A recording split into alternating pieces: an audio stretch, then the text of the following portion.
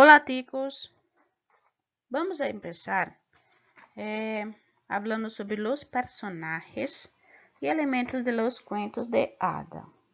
Que na aula passada, no começo do capítulo, nós vimos alguns contos de fadas, que no caso foi a Caperucita Roja, que é a Chapeuzinho Vermelho, Blanca Nieves, que são aqueles contos infantis que vocês já devem ter ouvido com certeza, né? El Principito, La Cenicienta, então todos estes. Só que vamos estudar, revisar aqueles elementos de los personajes de estos cuentos de hada, ¿está cierto? Então, nós temos aí, primeiro, el rei, la reina, la princesa e el príncipe. Então, basicamente, em quase todos, né, contos de fada tem um desses elementos, certo? Por exemplo, na Cinderela, nós temos a presença do rei, né, da rainha. Então, tem vários tipos, dependendo de cada história. E do príncipe, praticamente todos os contos de fada, no final tem um príncipezinho, bonito, né? Nós temos também La Bruja, el Hada,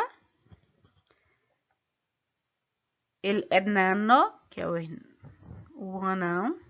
Nós temos também el Ogro, el Duende e el Genio. La Bruja também encontramos em várias historietas, não é isso?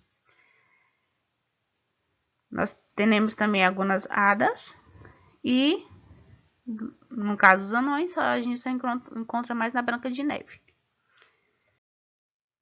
Também temos el dragão, el pirata, la sirena, el bosque, la varita mágica e um hechizo.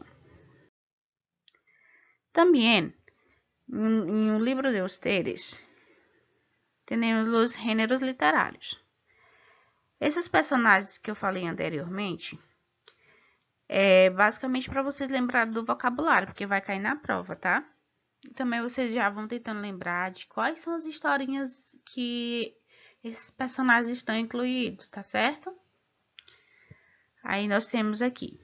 Aí também faltou el lobo, né? Porque a gente vê bastante na Chapeuzinho Vermelho.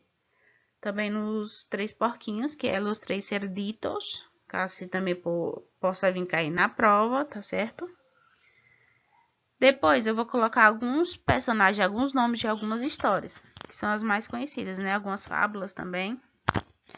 Aí nós temos aqui os gêneros literários. Temos ele narrativo, lírico e dramático, tá? E cada um tem suas características. Ele narrativo é a presença de um narrador responsável por contar uma história em la qual os personagens atuam em um determinado espaço, né, e tempo. Então, tem sempre uma voz narrando uma historieta. Aí nós temos alguns gêneros discursivos, que temos crônica, cuento, novela, mito, leyenda e fábula. Eu vou falar assim bem resumido, bem rápido. Porque o que vocês vão fazer? Vocês vão fazer uma atividade e vão fazer uma pesquisa na internet, tá? E vai conceituar cada um desses gêneros literários e dos gêneros discursivos. Nos gêneros discursivos, vocês vão, além de conceituar, vocês vão colocar um exemplo de cada um. Por exemplo, vai conceituar crônica. Aí conceitua direitinho, bonitinho, no caderninho de vocês mesmo. Porque depois eu vou pedir para vocês mandarem uma foto para mim, para ver se vocês fizeram tudo direitinho, eu vou ler, né? Porque fica mais difícil, porque alguns fica difícil para entregar lá na escola. Aí depois que fizer o conceito da crônica, aí vai caçar uma obra, né? Que representa a crônica, tá certo? E dá o exemplo. Aí nós temos aí o lírico. O lírico, ele expressa sentimentos e emoções. São permeadas por uma função poética, está certo? E tem a predominância do pronome e verbos em primeira persona. Além disso, também gosta muito de explorar uma musicalidade em suas poesias. Já o dramático são próprios para representação e sobre as obras literárias que vêm em versos ou prosa, passíveis de encenação, né? Que podem ser levadas a ser uma forma teatral também. Que no caso podemos ter como gêneros discursivos a tragédia, a comédia, o drama, está certo? Então, o que vocês vão fazer? Vão fazer esta pesquisa. Eu vou colocar, tentar explicar tudo direitinho em PDF e enviar para vocês também, tá certo? Então, muitas gracias. Hasta la próxima clase.